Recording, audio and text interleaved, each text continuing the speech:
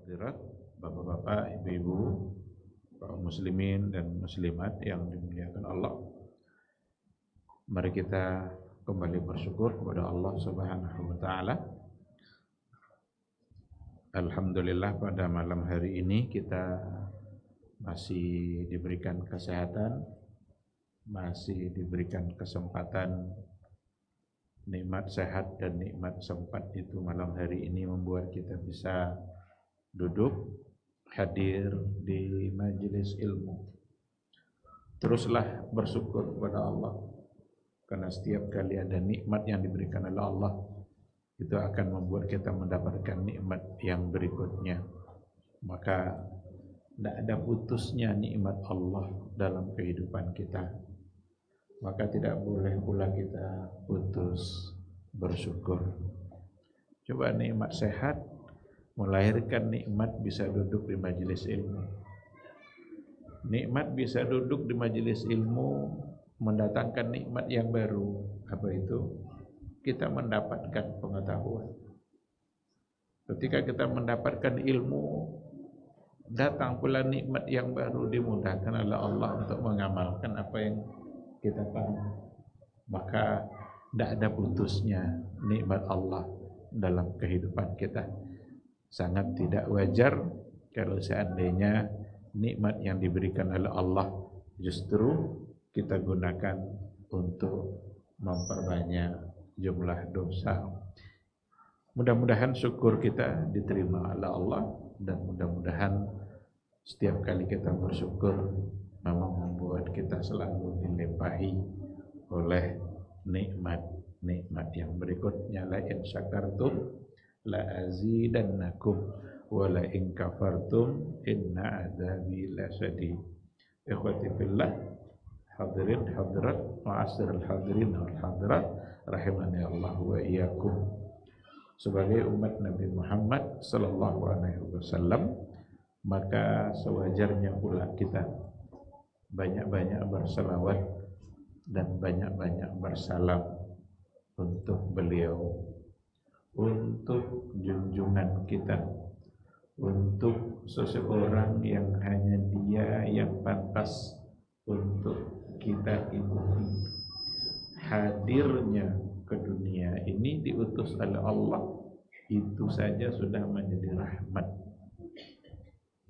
Kalaulah dia tidak hadir, tak diutus menjadi Rasul, kita tidak bisa membedakan mana yang baik, mana yang buruk.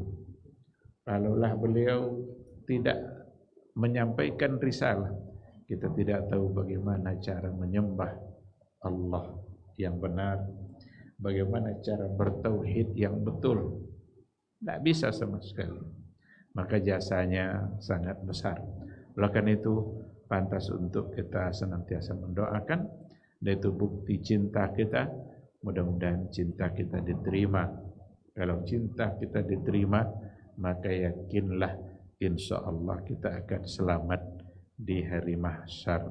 Mudah-mudahan nanti kita bisa mendapatkan syafaat dan pertolongan dari beliau. Amin, amin ya rabbal alamin. Ikhwati fillah, ma'asyiral hadirin wal hadirat, rahimani Allah wa iyyakum. Kita akan melanjutkan kajian akidah, kajian tauhid dalam perspektif Imam Asy-Syafi'i. Malam ini insyaallah kita masuk pada bab tafsir tauhid wa syahadati an la ilaha illallah. Tafsir tauhid dan syahadat asyhadu an la ilaha illallah. Apa makna dari tauhid? Apa konsekuensi dari seseorang yang kalau seandainya bertauhid dengan benar?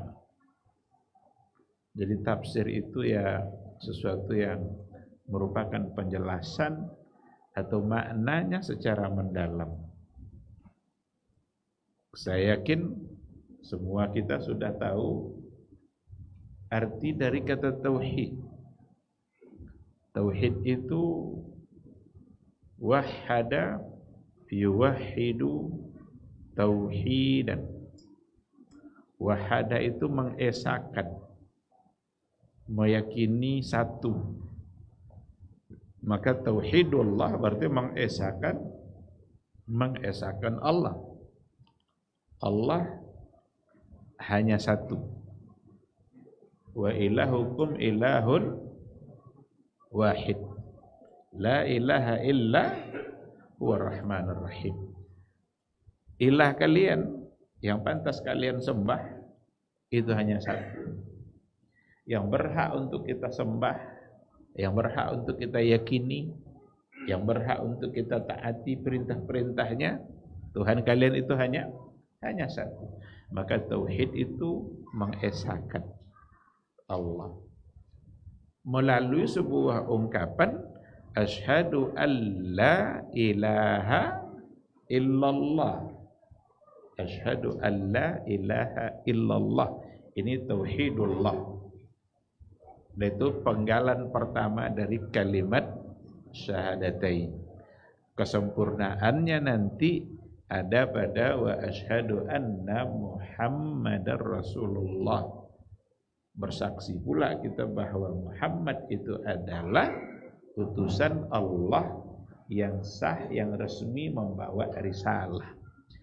Ketika kita sudah meyakini bahwa Allah satu-satunya yang pantas untuk kita sembah, maka kita juga harus meyakini bahwa Muhammad sallallahu alaihi wasallam yang diutus oleh beliau itulah Rasul yang pantas untuk kita ikuti risalahnya. Tidak ada risalah lain selain daripada yang dibawa oleh beliau. Andaikan Nabi Musa masih hidup, ini kata Nabi, ini kata Rasul kita, andaikan Nabi Musa masih hidup, maka dia akan ikut apa yang saya bawa. Maka ketika Nabi Muhammad SAW resmi diangkat menjadi Rasul, maka semua umat wajib mengikuti dia. Umat Nabi terdahulu, Yahudi kah, Nasrani kah, siapa saja yang hidup pada masa itu, maka wajib untuk mengikuti Nabi kita Nabi Muhammad sallallahu alaihi wasallam. Tapi akan kita bahas pada malam hari ini adalah bukan poin yang keduanya, bukan penggalan yang kedua, tapi penggalan yang pertama, makna tauhid. La ilaha illallahnya, karena itulah tauhid yang sesungguhnya yang akan membuat seseorang menjadi muslim, beriman kepada Allah itu ketika dia mengucapkan la ilaha illallah. Maka ini namanya tauhidul uluhiyah. Tauhidul uluhiyah mentauhidkan Allah dalam ketaatan kita, mentauhidkan Allah dalam ibadah kita, mentauhidkan Allah dalam cinta kita.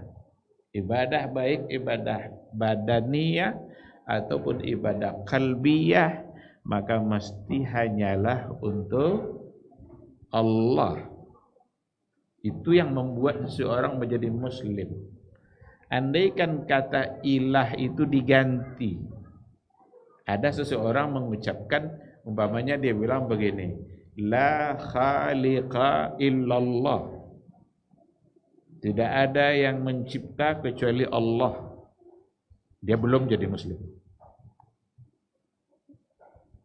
Belum akan disebut sebagai seorang muslim. Kalau seandainya dia tak mengucapkan la ilaha illallah, digantinya umpamanya la khaliqa illallah, belum.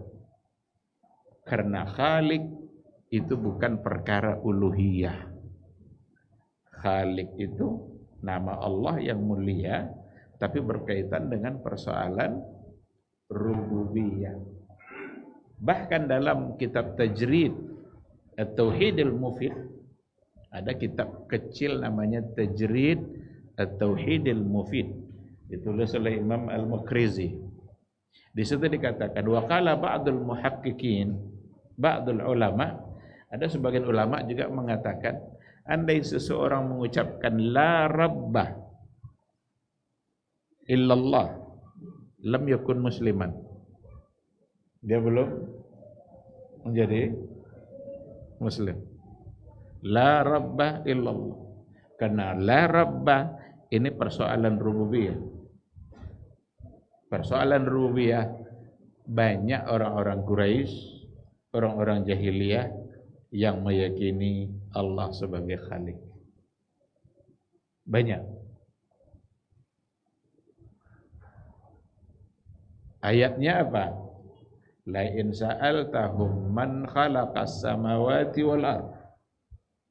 Jika ditanya mereka itu, jika engkau tanya mereka, siapa yang menciptakan langit dan bumi? La yaqulunallah. Maka mereka menjawab Allah. Ketika mereka menjawab Allah, Abu Jahal kalau ditanya siapa yang menciptakan langit dan bumi, dia bilang Allah. Berarti yakin tak dia Allah sebagai Khalik? Yakin kan? Tetapi itu belum membuat dia menjadi dianggap sebagai muslim. Maka yang akan membuat seseorang menjadi muslim ketika dia mengucapkan kalimat la ilaha illallah. Tidak ada yang berhak untuk kita sembah. Tidak ada yang berhak untuk kita taati. Tidak ada yang berhak untuk kita ibadahi kecuali hanya Allah. Ada dulu salah seorang dari orang jahiliyah, dia belum menjadi muslim ketika itu. Rasul nanya kepada dia. Apa kata Rasul? Kam ilahan ta'bud. Berapa Tuhan yang kamu sembah? Berapa jumlah Tuhan yang kamu sembah? Dia bilang 7. 6 di bumi, 1 di langit. Jadi ada 6 di bumi, 1 di langit. Lalu Rasul nanya, andaikan kamu sakit dan kamu minta sembuh kepada Tuhan itu, kamu meminta kepada yang Tuhan di langit atau yang di bumi? Dia bilang yang di langit. Kalau kamu miskin lalu kamu minta rezeki, kamu mintanya ke Tuhan yang di bumi atau yang di langit? Dia bilang di langit juga. Berarti percaya dia dengan rububiyah Allah itu kan? Allah yang memberi rezeki, Allah yang menyehatkan dia. Kalau sakit nanti minta sembuh ke siapa? Yang di langit katanya, bukan pada yang di bumi. Nah, kalau gitu kata Rasul, aslim. Kalau begitu kamu Islam sajalah. Tidak ada gunanya kamu menyekutukan Allah, karena pada akhirnya sesungguhnya tempat mengadu kamu adalah yang di langit. Kok kan yang di langit tujuannya tanah bumi juga apa guna? Akhirnya memang dia masuk Islam dan menjadi seorang muslim yang baik. Tapi dia guna patung-patung. Maka orang jahiliyah dulu percaya dia Allah itu ada dan Khalik itu adalah Allah. Bahkan malah mereka percaya Allah ada di langit. Kan sabu tadi nama 6 di bumi dia. Berarti percaya dia dengan Allah yang ada di langit. Itu orang jahiliyah tuh. Nah cuma mereka sekutukan. Inilah yang tidak bisa mereka tinggalkan itu. Yang semata-mata yang disembah hanya Allah saja, itu yang tidak bisa. Dia mesti sembah aja patung-patung. Mesti disembah juga pohon-pohon. Mesti disembah juga sesuatu yang dianggap setara dengan Allah. Sang banyak Tuhan payah cuma peliciknya. Jadi ketika Nabi menyampaikan bahwa Tuhan satu, itulah yang jahiliyah itu. Sang banyak Tuhan payah juga mah boleh. Begitulah dia tidak mengerti dengan siapa yang dia sembah yang satu ini. Nah akhirnya yang tadi itu ketika Nabi bilang aslim, oh kalau gitu kamu tinggal ucapkan syahadat aja nih, Islam lah. Karena sesungguhnya yang kamu yakini sebenarnya adalah yang di atas. Cuma karena dia belum mengucapkan la ilaha illallah, masih belum siap untuk tidak menyekutukan Allah dengan patung-patung itu, dia belum sebagai seorang muslim. Maka muslimnya seseorang, pintu gerbang masuk Islam itu adalah dengan mengucapkan asyhadu alla ilaha illallah wa asyhadu anna muhammadan rasulullah. Oleh karena itu ikhwati fillah, ketika kita bicara la ilaha illallah berarti kita bicara uluhiyah, dan bicara uluhiyah otomatis kita mesti meyakini rububiyah. Tapi ketika ada orang yang meyakini rububiyah saja, belum pasti dia ikut meyakini uluhiyah. Dan sekadar meyakini rububiyah belum menjadi seorang muslim. Maka Abu Jahal tetap kafir. Bahkan Abu Talib tetap kafir. Pamannya Nabi tidak bisa disebut sebagai seorang muslim karena lidahnya tidak siap untuk mengucapkan la ilaha illallah. Bahkan di akhir hayatnya Nabi datang ketika dia sakit.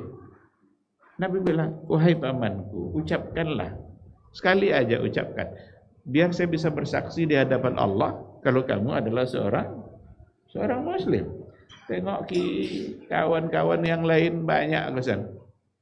Kawan-kawan lama, konco-konco. Ada Umayyah ibn Khalaf, ada Abu Jahal. Jadi dia tidak siap untuk meninggalkan keyakinan itu karena terpengaruh oleh kawan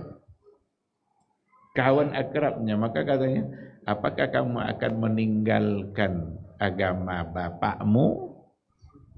Hanya kalau di buaya emosional tentu muncul kepentingan agama ayah runyinya. Itu enggak itu. Karena Abdul Muthalib, nah sekarang Abdul Muthalib muslim, Pak Datuk Nabi.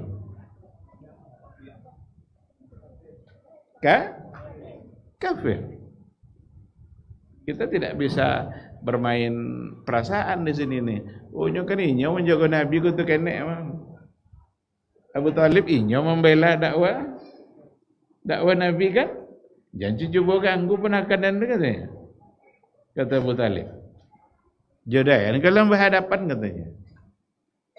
Tetapi kebaikan-kebaikan seandainya tidak didasarkan kepada la ilaha illallah, tetap tidak bermakna di sisi Allah Subhanahu wa ta'ala.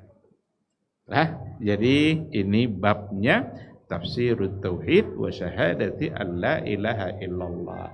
Kalau seseorang sudah mengucapkan la ilaha illallah itu, apa konsekuensi yang akan dia dapatkan? Apa yang akan terjadi pada diri dia ketika dia sudah mengucapkan la ilaha illallah? Ada beberapa nas yang disebutkan di sini. Di antaranya adalah an Abi Malik an Abihi Tariq ibnu Asyam radhiyallahu anhu. Dari Abu Malik, dari bapaknya, nama bapaknya itu adalah Tariq ibnu Asyam radhiyallahu anhu. Anin Nabi sallallahu alaihi wasallam. Dari Nabi kita sallallahu alaihi wasallam annahu qala. Sesungguhnya Nabi berkata, apa kata Nabi kita? Man qala la ilaha illallah. Barang siapa yang telah mengucapkan la ilaha illallah wa kafara bima ya'budu min dunillah, dan dia kafir atau mengingkari apa-apa yang disembah selain Allah. Dia sudah ucapkan la ilaha illallah dan dia mengingkari semua yang disembah selain Allah. Apa saja yang selain Allah disembah, dia ingkari semua itu. haruma maluhu wa damuhu, maka haramlah hartanya dan darahnya. Tidak boleh lagi dia diperangi, tidak boleh lagi ditumpahkan darahnya, karena dia sudah mengucapkan la ilaha illallah. Berarti dia bukan musuh kita. Tapi orang-orang yang kalau seandainya dia belum mengucapkan la ilaha illallah dan dia melawan Islam, berarti dia boleh ditumpahkan darahnya dalam peperangan.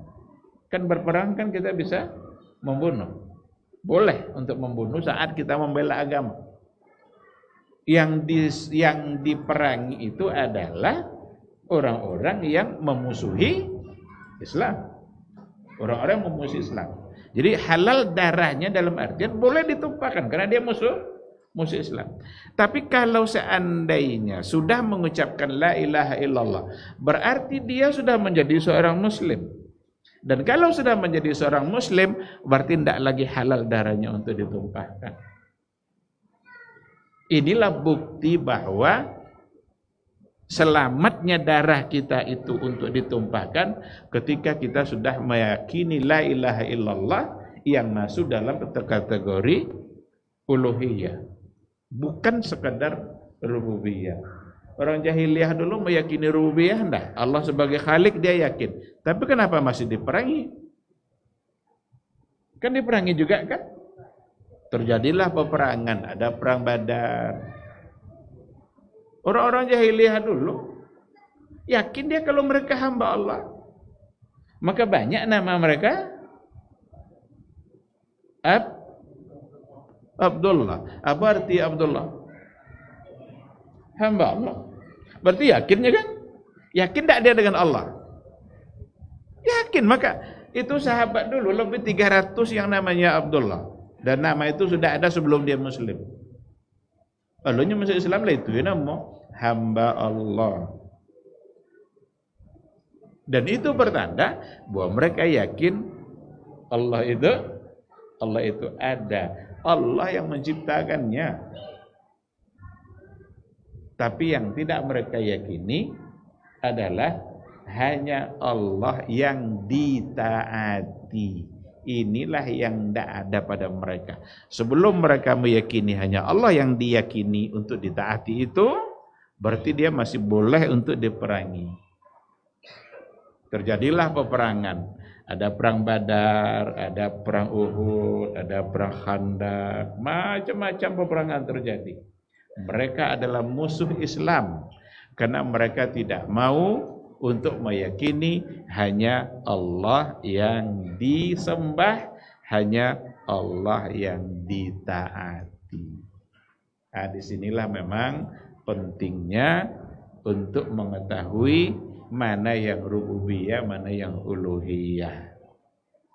Jadi, ikhwati fillah, adanya uluhiyah rububiyah itu jangan disalahpahami, karena banyak juga yang menuduh-nuduh dengan tuduhan yang tidak tepat. Katanya pembagian uluhiyah rububiyah itu adalah untuk mengkafirkan orang Islam. Untuk mengkafirkan orang Islam. Siapa pula yang mau mengkafirkan orang Islam? Sudah jelas dia muslim. Tapi perlu diketahui bahwa sekadar meyakini rububiyah saja belum membuat dia menjadi seorang muslim. Dia baru menjadi muslim kalau sudah mengucapkan la ilaha illallah, tidak ada yang ditaati, yang disembah kecuali hanya Allah saja. Dan dengan adanya ucapan la ilaha illallah, ketika sudah diyakini, dia mesti meninggalkan semua bentuk kesyirikan. Itu konsekuensinya. Semua kesyirikan wajib ditinggalkan. Karena syirik itu bertentangan dengan kalimat la ilaha illallah. Tidak mungkin dia menyatu. Ada orang tawaf-tawaf di kuburan. Tawaf-tawaf di kuburan. Padahal tawaf hanya di Ka'bah. Tawaf yang dalam artian ibadah. Untuk menta'zim. Menta'zim. Itu hanya di Ka'bah. Kita memuliakan Rabbul Ka'bah. Rabbnya Ka'bah. Ka'bah itu tidak bisa memberikan manfaat apapun. Hajar Aswad tidak bisa memberikan manfaat apapun. Maka apa kata Umar bin Al-Khattab ketika dia mau mencium Hajar Aswad? Dia bilang seperti itu, ya Hajar, wahai batu, saya tahu kamu ini la tadurru wa la tanfa. Tidak bisa memberikan mudarat, tidak bisa memberikan manfaat. Laula anni ra'aitu Rasulullah sallallahu alaihi wasallam qabbalaka ma uqabbilu. Andaikan saya tidak pernah melihat Nabi menciummu, saya tidak akan cium. Berarti batu Hajar Aswad tidak bisa memberi manfaat apa. Karena manfaat mudarat datang dari Allah. Ka'bah tidak bisa memberi manfaat apapun. Karena manfaat datang dari Allah. Maka saat kita tawaf, kita sedang memuliakan Rabbul Ka'bah. Sedang mentazim. Karena itu sebagai sebuah ibadah. Bukan kita sedang menyembah Ka'bah itu, tapi yang kita sembah adalah Allah. Sebagaimana yang dituduhkan dulu oleh orang-orang jahiliyah. Apa kata orang jahiliyah? Kalian sama aja kaminya. Kami nyembah patung, kalian nyembah Ka'bahnya. Jadi dikiranya umat Islam yang sholat arahnya ke Ka'bah, dikiranya menyembah Ka'bah. Sama aja kaminya. Kami patung, kalian tuah batu tuanya. Padahal yang disembah adalah Allah, yang ditakzim adalah Allah. Saat kita tawaf, yang ditakzim adalah Allah, Rabbul Ka'bah. Maka tawaf ibadah hanya boleh di Ka'bah. Andai kan ada orang tawaf di kuburan, berarti dia sedang mentakzim ahlul kubur.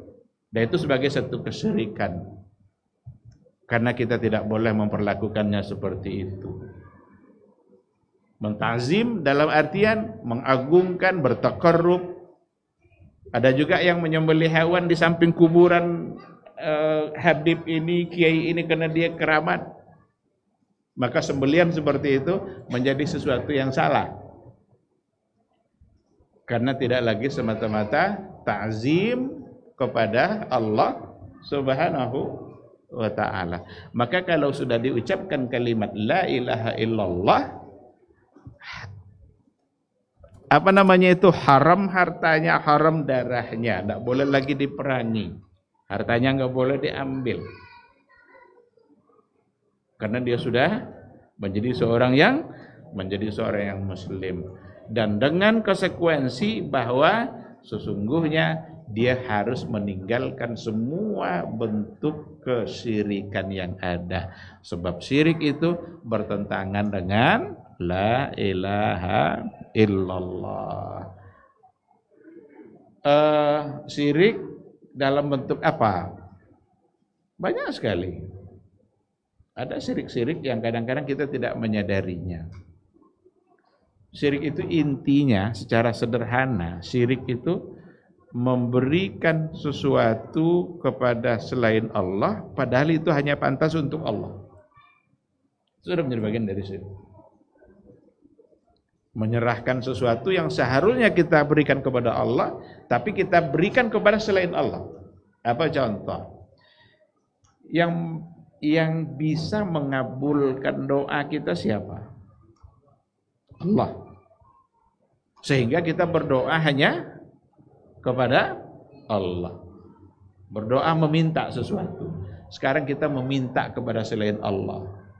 Berarti kita sudah memberikan sesuatu yang hanya pantas untuk Allah, lalu kita berikan kepada selain Allah. Apa contoh kepada selain Allah?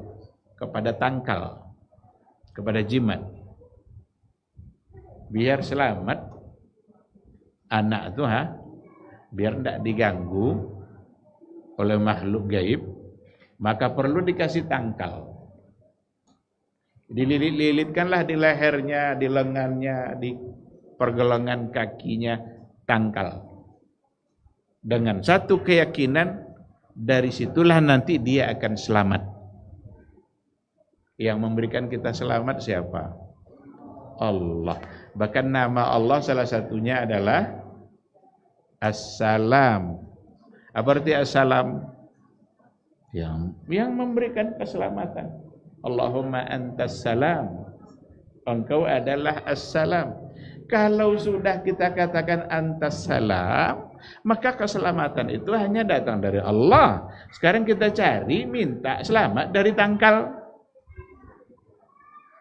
menjadi syirik. Menjadi satu bentuk kesyirikan yang wajib ditinggalkan. Supaya rezeki cepat melejit, usaha cepat maju, perlu cari mantra. Ada jimat-jimat. Nanti jimat itu digantungkan di pintu. Asal orang lewat di pintu tu, kena ada jimat di hati, hati tiba hatinya nak balik aja.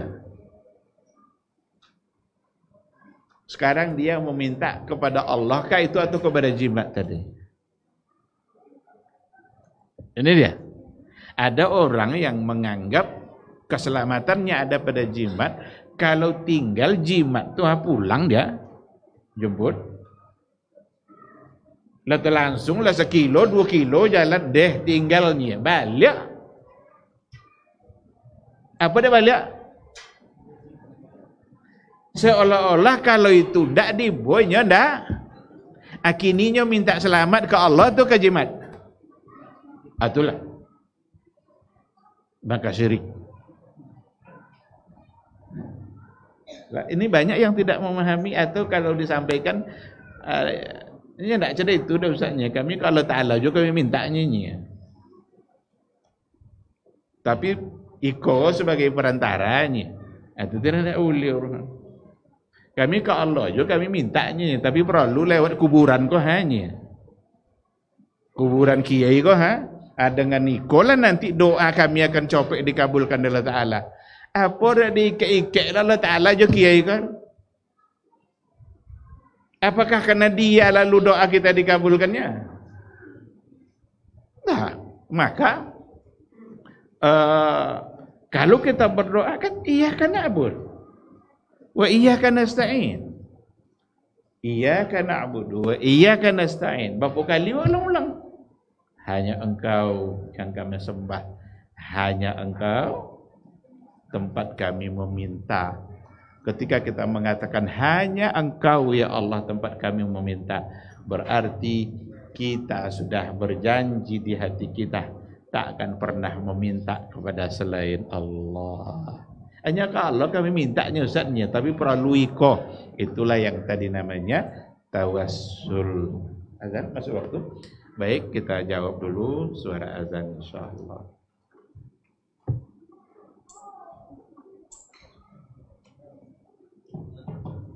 Allahu Akbar, Allahu Akbar, Allahu Akbar, Allahu Akbar.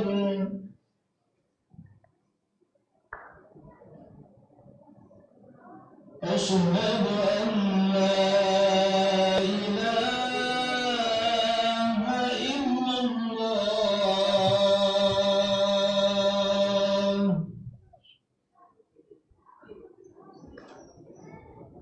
أشهد أن لا إله إلا الله.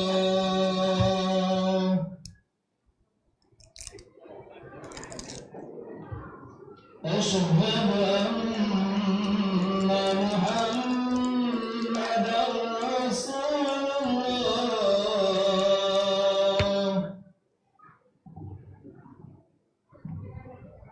أشهد أن محمدًا رسول الله.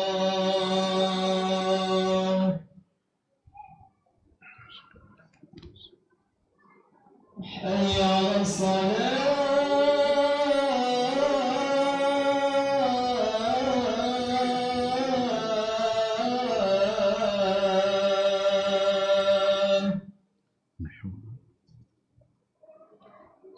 حي على الصلاة.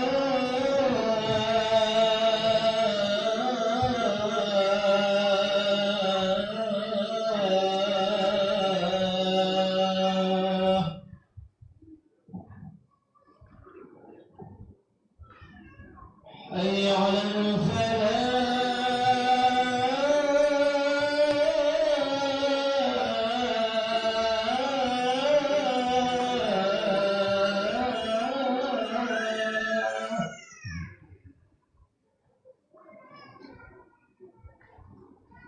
حي على الفلاح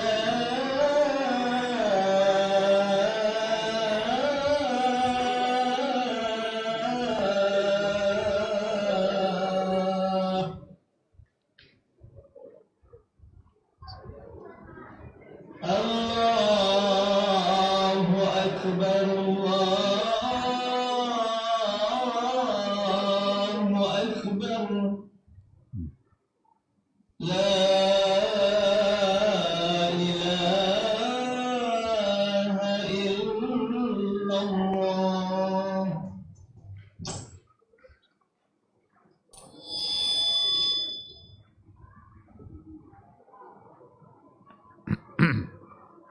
Bismillahirrahmanirrahim. Alhamdulillah. Wassalatu wassalamu ala Rasulillah wa ala alihi wa sahbihi wa mawala. Kembali kita ke materi kita. Satu riwayat tadi yang sudah kita katakan, siapa yang sudah mengucapkan la ilaha illallah, maka dan dia juga kufur dengan semua sesembahan selain Allah. Tidak ada lagi yang pantas disembah selain Allah. Semua mereka sudah menolak itu. Dan yang mereka yakini hanyalah Allah yang satu untuk disembah. Kalau itu sudah diucapkan, selamatlah. Hartanya dan darahnya tidak boleh lagi ditumpahkan, tidak boleh lagi dimusuhi, karena dia bukan musuh. Dia bukanlah sebagai musuh, tapi sudah menjadi kawan. Wa hisabuhu 'ala Allah. Dan perhitungannya itu diserahkan kepada Allah. Rawa Asy-Syafi'i bi sanadihi an Ubadah ibn As-Samit. Imam Syafi'i meriwayatkan dengan sanadnya dari Ubadah ibn As-Samit. Dia adalah seorang sahabat. Jadi ada jalurnya yang sanad Imam Syafi'i yang sampai kepada Rasulullah sallallahu alaihi wasallam.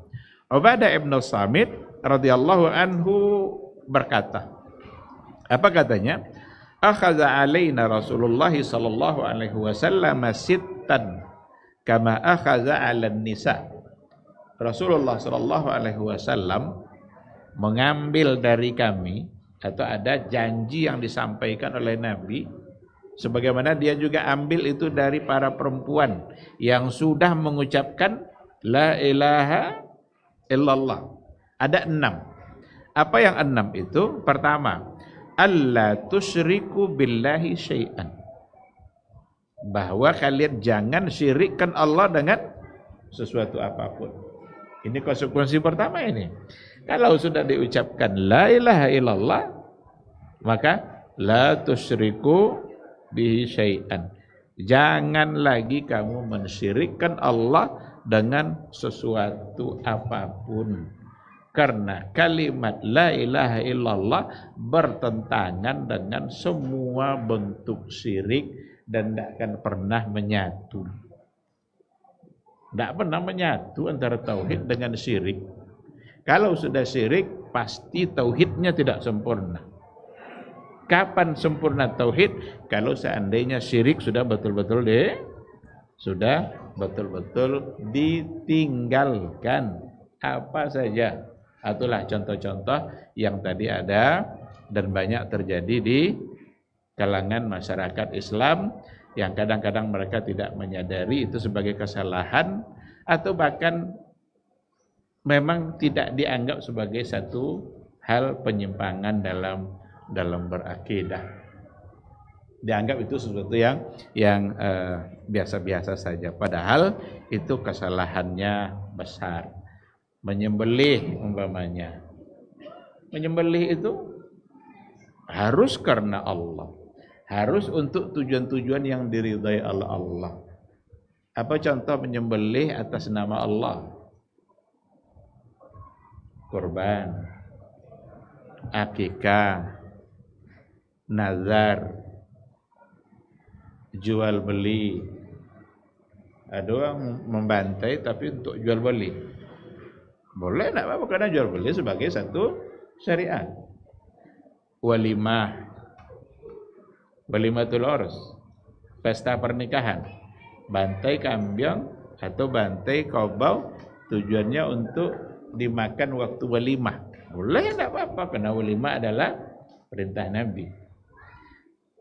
Dan kalau seandainya dilakukan untuk selain tujuan Allah, berarti untuk sesuatu yang tidak disyariatkan oleh Allah atau yang terlarang malah. Apa contoh menyembelih yang untuk tujuan yang tidak diridha Allah, bukan tidak ada disyariatkan. Disembelih untuk sesembahan.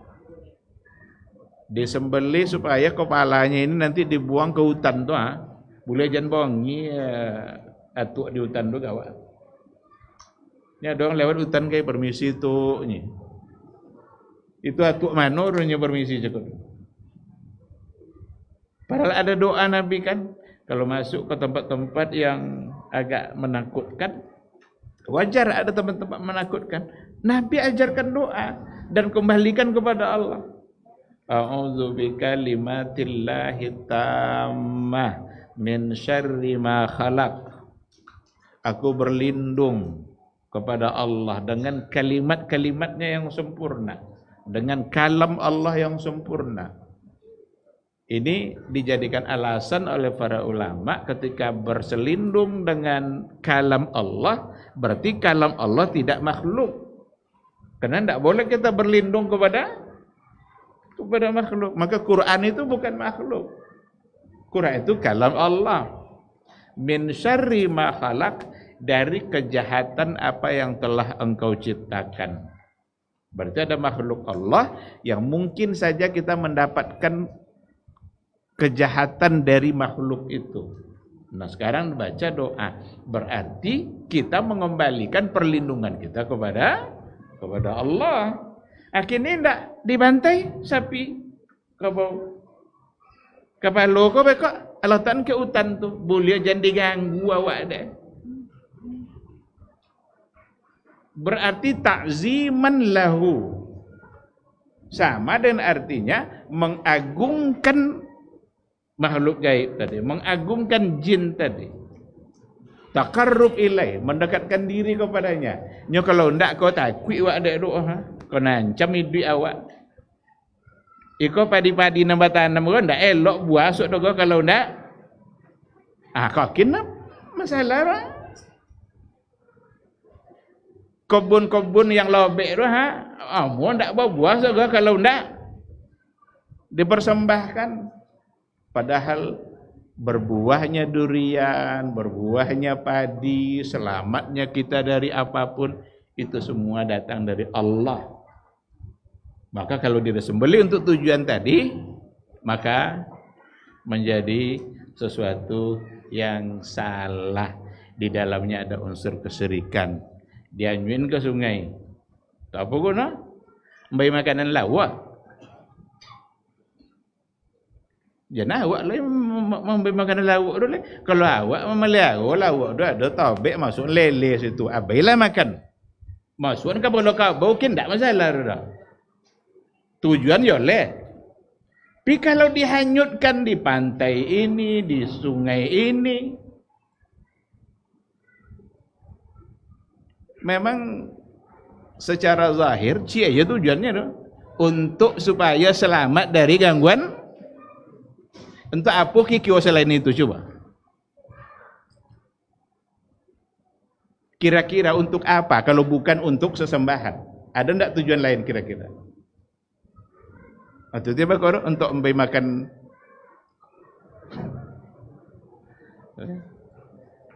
Ada pula yang mengatakan soal sembelihan itu kan masalah fikih, bukan masalah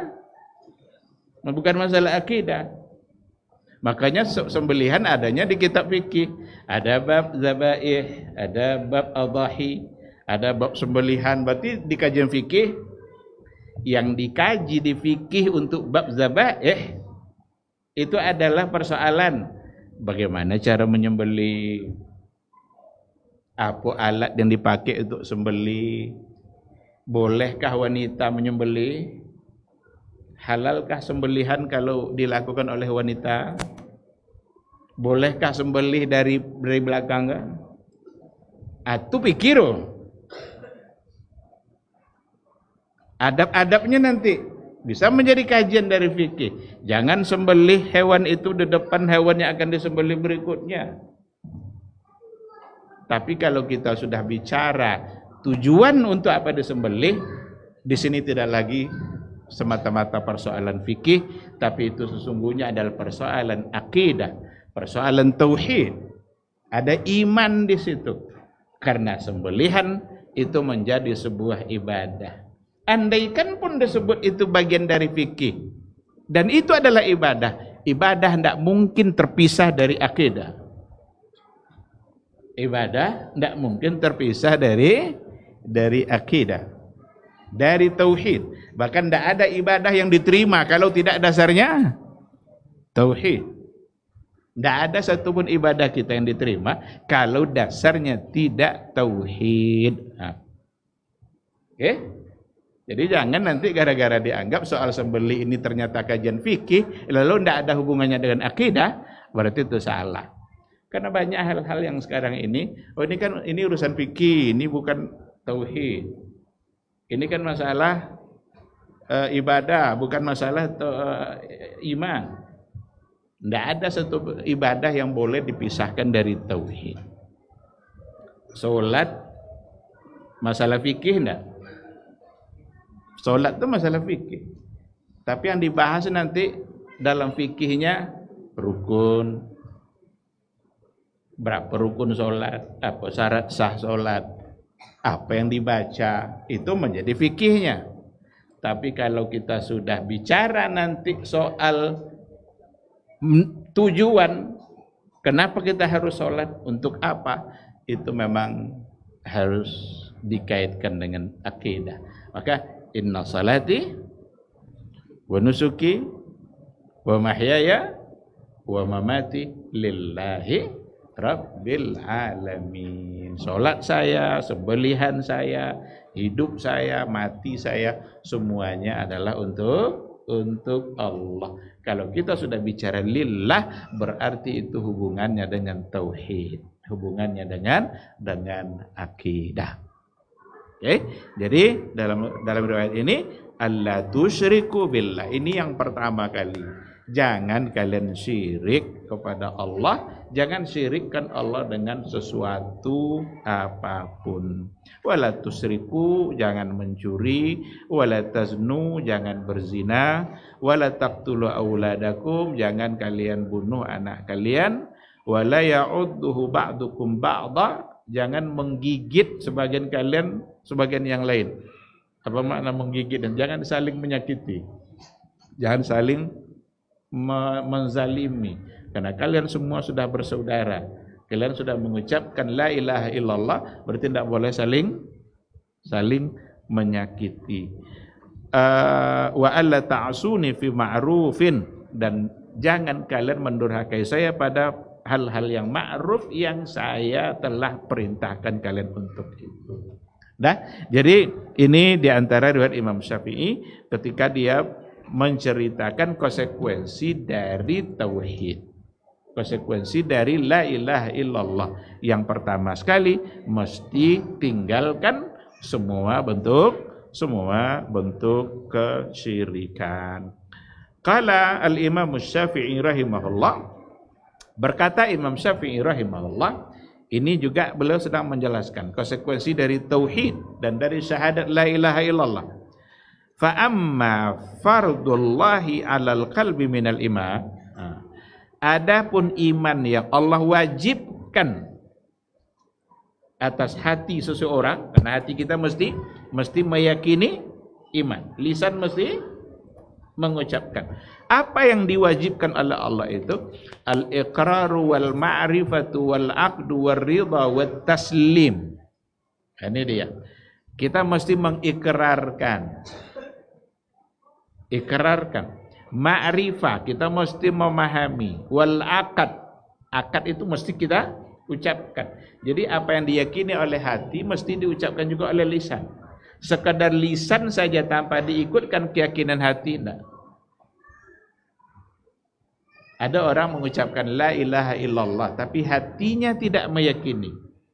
Berarti dia munafik. Maka orang-orang munafik pada masa Nabi, Abdullah ibn Ubay, yang mengucapkan itu hanya lisannya saja. Tapi hati tidak. Karena hatinya tidak ikut, itulah dia menjadi seorang yang munafik. Lain di lisan, lain di hati. Maka kata Imam Syafi'i, al-iqrar wal ma'rifatu wal aqdu wal ridha wat taslim. Mesti kita ikrarkan, mesti kita pahami, mesti ada akad transaksi. Kalau ada sirat, ada kalau jual beli nikah kan ada ijab kabul. Ada ucapan yang terucap. Terikat kita oleh ucapan itu. War ridha wat taslim. Kita mesti ridha, kita mesti berserah diri. Ini konsekuensinya. Bi annallaha la ilaha illa huwa wahdah la syarikalah. Jadi mesti kita ridha, mesti kita menyerahkan segala urusan kita kepada Allah ketika kita memang sudah bersaksi la ilaha illallah, tidak ada yang pantas disembah kecuali hanya Allah. Menggantungkan diri dalam artian menyerahkan semua bentuk kehidupan kita memang hanya pantas kepada Allah. Kalau kita menyerahkan kehidupan kita kepada makhluk sama itu jawabnya, sama loma, maka kita mesti menggantungkan atau menyerahkan kehidupan kita kepada hanya Allah saja. Mungkin ada pilihan-pilihan ikhtiar, cara-cara yang kita lakukan, tapi kita tidak sedang menggantungkan kepada dia kehidupan kita, tetap kepada Allah. Contoh, kalau awak perlu piti, awak tak ada piti dah. Tu awak ke orang yang awak anggap kayo, Pak, boleh pinjam piti. Itu bertentangan. Juga mengantungkan diri atau menyerahkan kehidupan kita hanya kepada Allah. Itu peyok aku kan. Apakah bertentangan? Atau sakit wak pergi ke dokter? Bertentangan? Tidak. Itu al-akhdhu bil asbab. Al-akhdhu bil asbab. Tapi jangan hinakan diri kita kepada orang tadi. Dan mau dan membawa utangnya ni, tapi jangan solat subuhnya ya. Bisa? Mau dan bayi utangnya ni, tapi ikut jadian menjual kamput muanya. Nya kasa kojo menjual itu. Minta tolongnya ke awak. Dia awak berutang kayaknya, kita hinakan diri kita. Berarti itu satu kesalahan. Andaikan itu yang diucapkan, oh Pak, kalau itunya Pak, bob itu apa? Tidak perlu dia. Allah akan berikan secara untuk mendapatkan yang halal. Antura. Tolok macam itu. Pada saat kita benar-benar membutuhkan, ada orang yang siap untuk memberikan, tapi dia memberikan syarat-syarat tertentu yang ternyata melanggar agama. Kalau kita tidak mengenali iman secara kuat, kita akan abaikan iman kita dan kita akan terima. Berapa banyak orang dapat kojo tapi dengan cara yang haram. Sedangkan untuk paskibraka suruh buka jilbab semua mah. Bisa ikut anggota paskibrakanya tapi jangan pakai jilbabnya. Amunya melapen. Asalnya bisa ikut. Berarti lebih berarti ikut paskibraka daripada mempertahankan jilbabnya, aurat yang terbuka. Itulah yang saya maksud. Artinya al-ikhtiyar, al-akhdhu bil asbab itu perlu dilakukan. Tapi jangan sekali-kali mencari asbab yang tidak diridhai oleh Allah. Ke dokter boleh, ke dukun apa tidak boleh? Hanya sama-sama ikhtiar rumah. Iko ke dokter inyo ahli. Kau dukun ini, jo ahli pak ustaznya. Pengen ke dokter enggak sehat dah tiba siko sehatnya. Apa aja?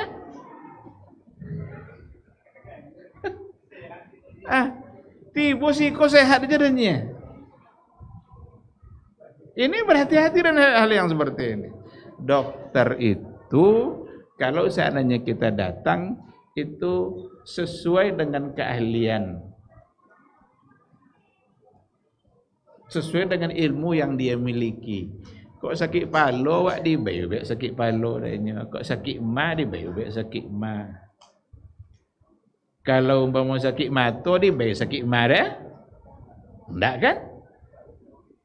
Itulah logisnya. Tapi kalau ke dukun enggak ada logis lah. Apa je lah penyakit ayam hitam,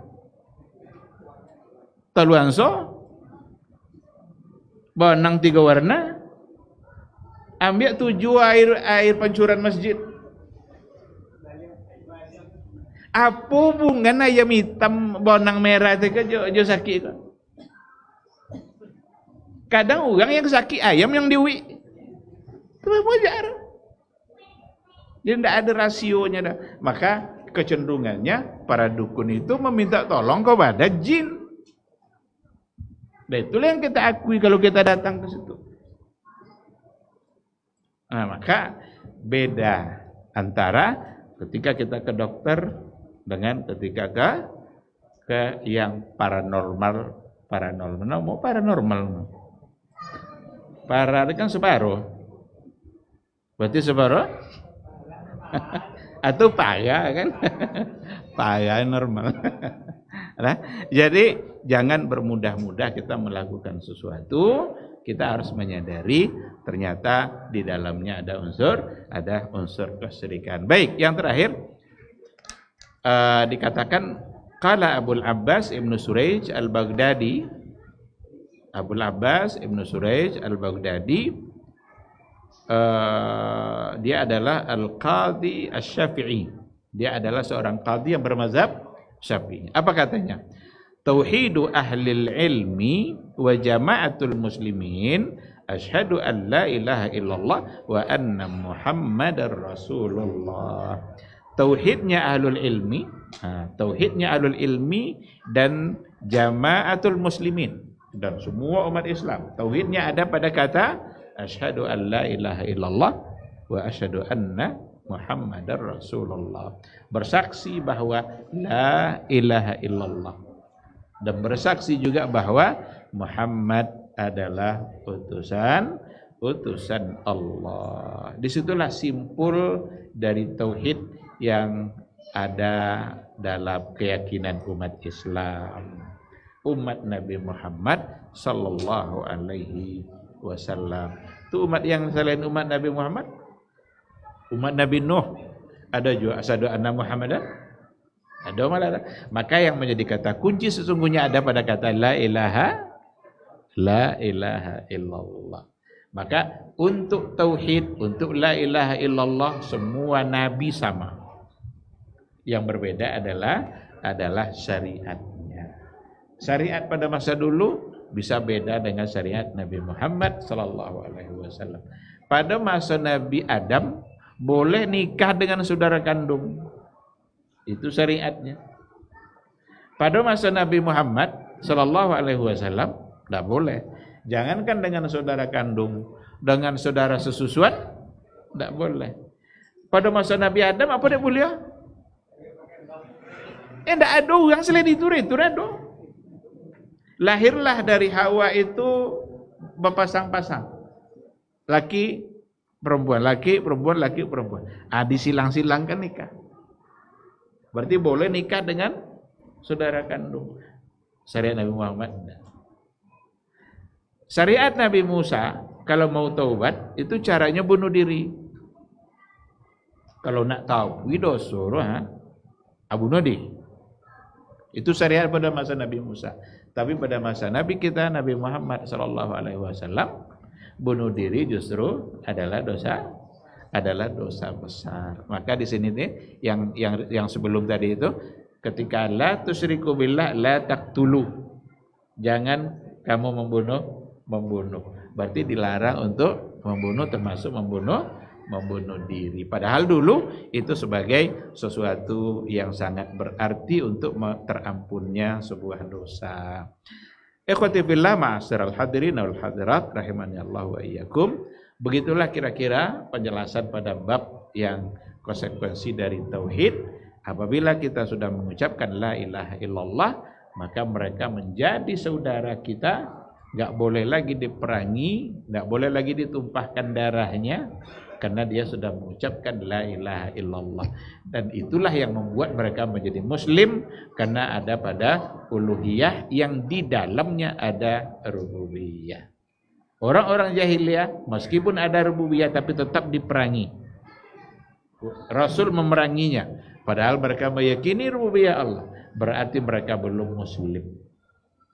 Nah, maka pahamilah baik-baik, jauhilah semua bentuk kesyirikan agar tidak ternodai tauhid yang ada di hati kita. Demikian, kalau ada pertanyaan satu atau dua. Sebentar.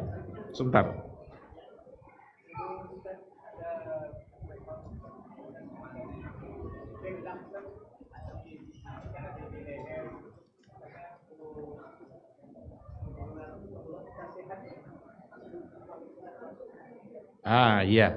Ada dulu berkembang semacam kalung terbuat dari ndak bosir, ndak batu apunya nomor seru.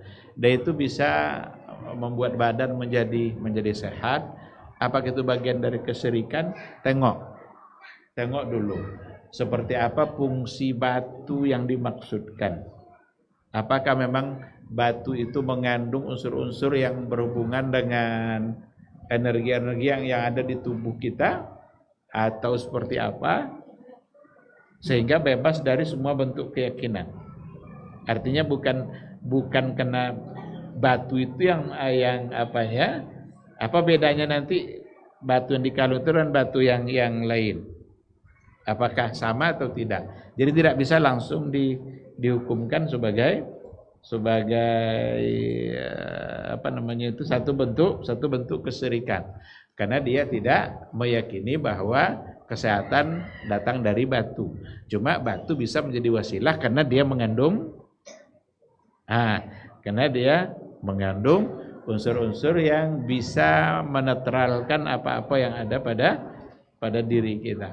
Tapi kalau seandainya dia meyakini bahwa memang dari batu itulah sumber atau datangnya kesembuhan itu tanpa membawa Allah, berarti itu sebagai satu kesalahan. Kadang mahal loh, guru. Ndak murah loh. Bisa berjuta-juta harga. Mengandung magnet. Karena ada yang kadang alat yang kalau kita letakkan punggung kita di dalamnya, kita berbaring agak sekian menit, itu bisa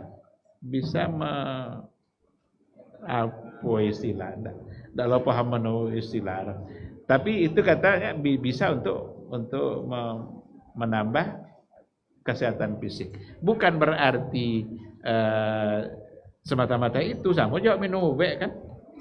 Kita minum obat lalu kita berharap sembuh. Kita kan tidak mengatakan obat itu yang memberikan kesembuhan. Cuma itu sebagai asbab yang sah atau yang syar'i.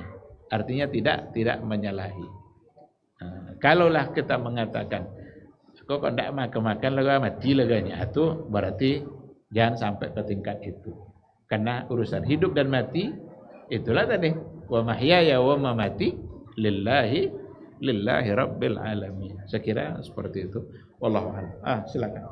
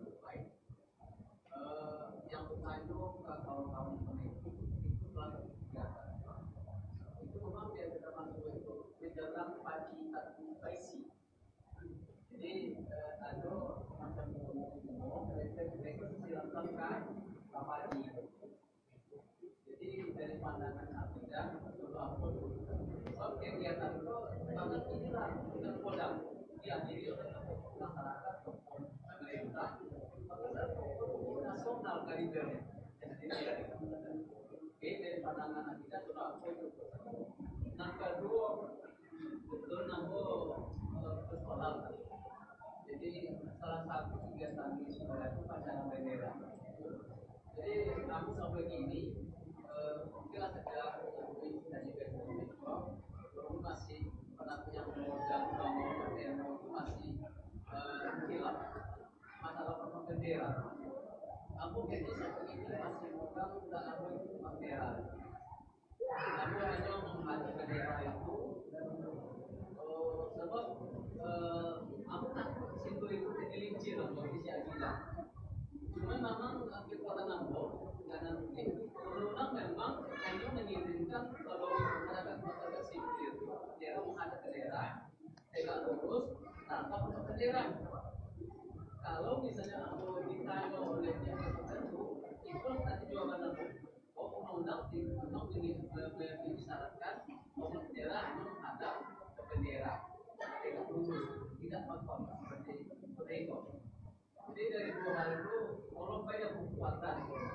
Jadi pertama tadi masalah masalah bendera ini. Yang pertama apa tadi magak suge namanya.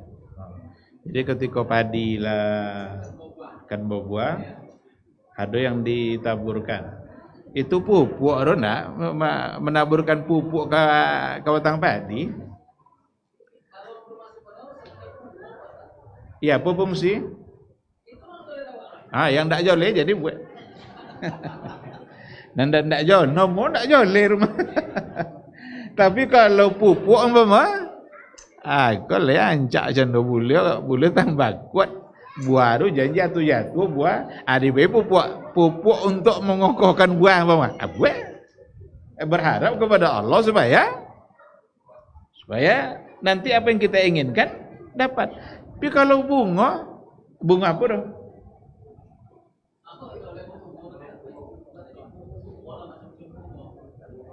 Maka hal-hal yang seperti itu untuk mengetahui hukumnya tentu tanyonya kan.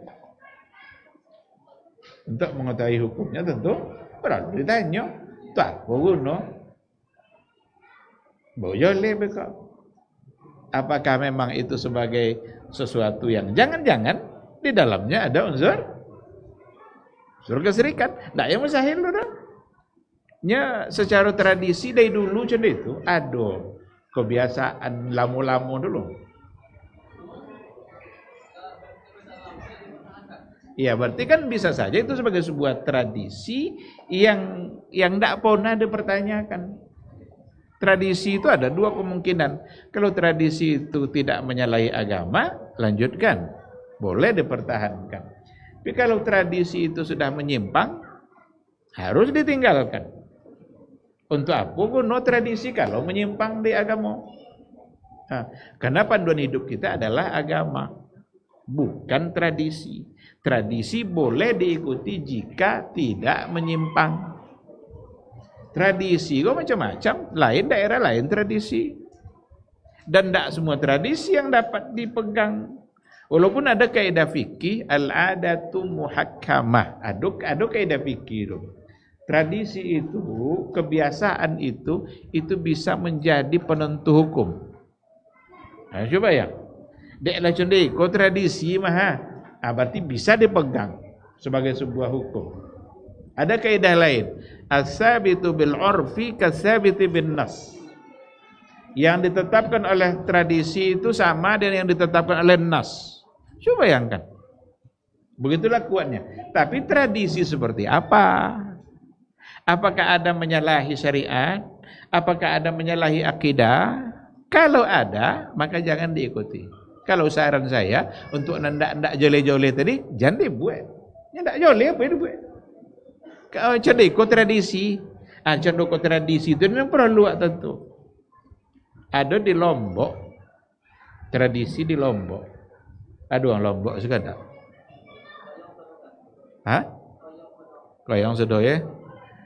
Di Lombok ada satu tradisi, sebelum pernikahan, sebelum nak menikah, seorang laki-laki calon suami mesti berhasil mencuri calon bini malam-malam. Itu tradisi. Ambo dapat cito dari kawan yang di Lombok. Sama-sama dulu di Madinah. Jadi kalau turun tanya kan, apa dek contoh itu tradisi kaliannya? Itu lambang serius saatnya. Berarti serius untuk memiliki, harus berhasil mencuri. Yang berusia siap-siap lah untuk dicuri malam-malam. Terus saya tanya dia kan, nanti kamu kalau nikah melakukan itu? Enggak lah kan. Itu tradisi, itu bisa dibenarkan lah? Enggak. Maka tradisi itu jika bertentangan Quran, jika bertentangan dengan sunnah, bertentangan dengan ijma, bertentangan dengan qiyas, bertentangan dengan maslahat, bertentangan dengan maqasidus syariah. Kalau ada salah satu pertentangan itu, maka tradisi tidak dapat dipertahankan. Jangan dipegang. Di akhirat nanti tidak tanya, lei berlanjut tradisi tangan, tidak tanya, tidak ada kena tanya. Tapi di akhirat yang tanya, lei berjago agamanya, itu lah tanya orang. Kena tanya. Nah, jadi kalau memang ingin tahu persisnya, perlu ditanya untuk apa sebenarnya. Nah, sedangkan untuk yang kedua, bendera itu biasanya satu simbol yang biasa dijaga. Dulu waktu terjadi perang Uhud, itu kan ada bendera, ada rayah berwarna hitam, tertulis la ilaha illallah. Itu dipegang oleh sahabat, dijunjung tinggi. Itulah yang menyatukan mereka. Ketika yang mau gang tadi dikono pancung tangan, terjatuh bendera saja. Diambil oleh yang lain. Yang pertama tadi mati, dia mau gang bendera dah. Akhirnya diambil oleh yang lain. Yang penting bendera mesti naik. Tapi apakah bendera untuk dipuja-puja? Kan enggak kan? Karena itu lambang. Sekarang ada bendera kita yang itu simbol dari perjuangan. Kita sudah merdeka, berkibar itu berarti apa merdeka kan?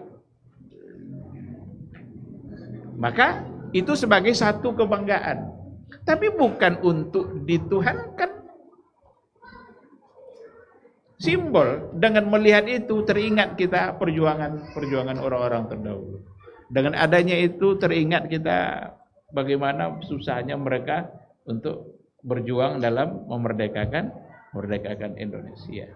Nah, oleh karena itu, andaikan terjadi penghormatan seperti itu, seperti apa yang ada di keyakinan kita dalam penghormatan itu? Itu yang penting. Maka apakah nanti hormat kepadanya atau tidak? Tapi yang jelas jangan sampai nanti ada satu keyakinan yang menyimpang pada saat kita menghormatinya. Karena itu simbol perjuangan. Dulu aja itulah. Yang penting bendera mesti naik. Karena itu lambang dari kekuatan mereka. Sampai 3 sahabat yang wafat gara-gara bendera itu. Mati satu, diambil oleh yang lain. Yang penting bendera naik. Mati yang kedua dipegang oleh yang ketiga. Gara-gara itu mereka bisa syahid. Karena itu simbol persatuan mereka. Mereka merasa bersatu, ada yang diperjuangkan. Nah, jadi bukan pula berarti nanti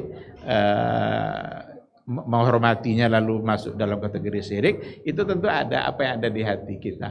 Nah, jangan sampai menyalahi. Kalau ada yang punya sikap tidak mau seperti Bapak tadi, ya silakan saja, itu sebagai hak pribadi. Andaikan dilakukan, tapi jangan masuk dalamnya gara-gara bendera ini kita selamat atau bebas dari segala macam. Kalau tidak dihormati, tidak seperti itu. Karena sesungguhnya semua datang dari Allah. Cuma ini adalah merupakan simbol dari sebuah perjuangan. Sekira seperti itu. Wallahu subhanahu wa ta'ala a'lam. Baik, ikhwati fillah ma'asyiral hadirin wal hadirat rahimani Allahu wa iyyakum. Sampai di sini kajian kita malam hari ini, mudah-mudahan bermanfaat insyaallah. Semoga majelis kita majelis yang diberkahi, mendatangkan kebaikan dan bisa membuat kita semakin berilmu. Subhanakallahumma bihamdika asyhadu an la ilaha illa anta astaghfiruka. Baba TV Sunnah, belajar agama